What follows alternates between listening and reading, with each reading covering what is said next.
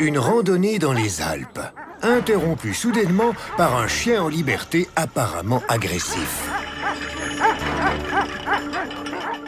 Lorsqu'ils essayent de passer devant lui, il se montre encore plus féroce. La raison, ce chien protège son troupeau. C'est un chien de protection.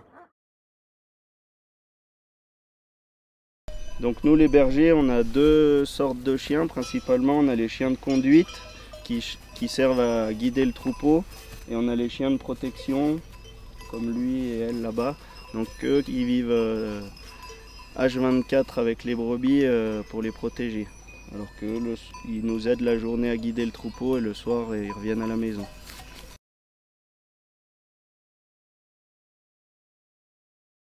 Dès la naissance, les chiots ils naissent au sein du troupeau, donc ça c'est la période d'imprégnation qu'on appelle.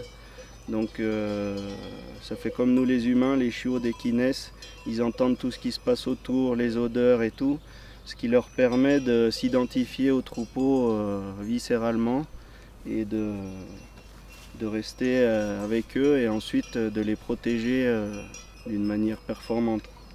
Et ensuite, donc nous, quand on le récupère à 2-3 mois, on a toute la phase d'éducation. Donc qu'ils apprennent ce que c'est la vie avec le troupeau, les randonneurs, les cyclistes, voilà, on les habitue à tout ça au mieux. Ces dispositifs de protection, chiens, parc électrifié, présence du berger, sont une obligation de l'État. En effet, les aides perçues en cas d'attaque y sont directement conditionnées. Pourtant, certains éleveurs préfèrent s'en passer. Donc vous êtes à la ferme de la Transa, ferme avec les brebis.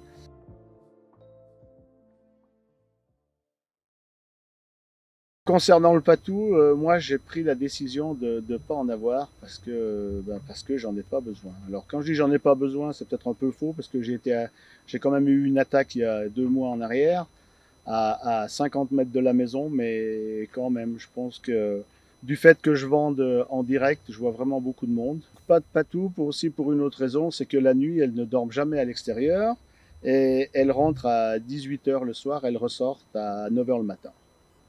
Donc elles sont en sécurité toute la nuit, j'ai pas besoin de les surveiller et faire attention aux attaques. Parfois bien loin de ces considérations, la montagne nous attire. Entre ressourcement, contemplation et défis sportifs, c'est un lieu de loisir idéal. Mais c'est aussi et avant tout un lieu de vie et un outil de travail. Il est donc important d'apprendre à cohabiter pour que la montagne demeure cet espace de plaisir et de passion. Je me présente, Gilles, je suis accompagnateur au sein du bureau des guides de la vallée des Belles-Villes.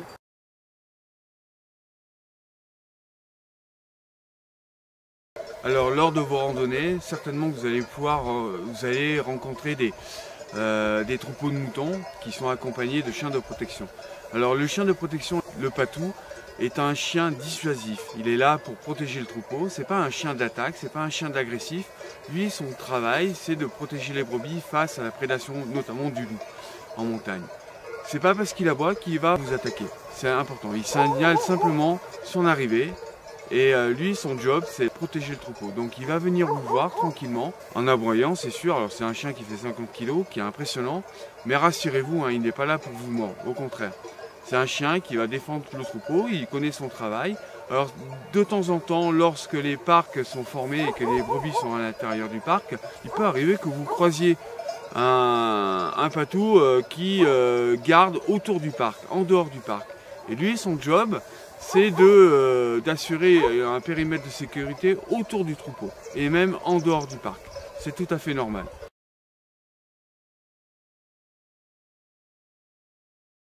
En ne pas traverser le troupeau, et au contraire garder une distance de sécurité par rapport à ce dernier.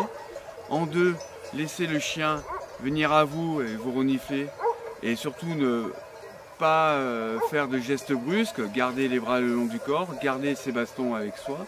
Au contraire, ne pas avoir l'air menaçant par rapport au chien. En 3, lui parler tranquillement, ne pas essayer de le caresser, ça c'est très important par rapport à l'animal.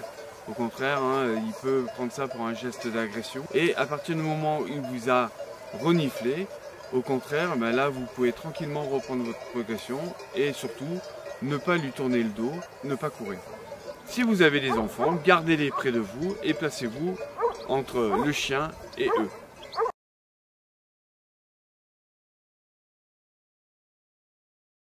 Pour moi, pour améliorer la cohabitation, il faut que les trois acteurs s'améliorent. Donc nous, les bergers, il faut qu'on soit plus performants avec nos chiens pour que ça se passe mieux avec les gens.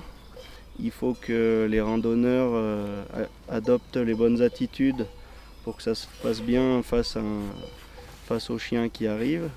Donc ça, c'est tout un apprentissage à reprendre à la base pour moi, que ce soit pour les bergers, pour les randonneurs, les pratiquants de la montagne.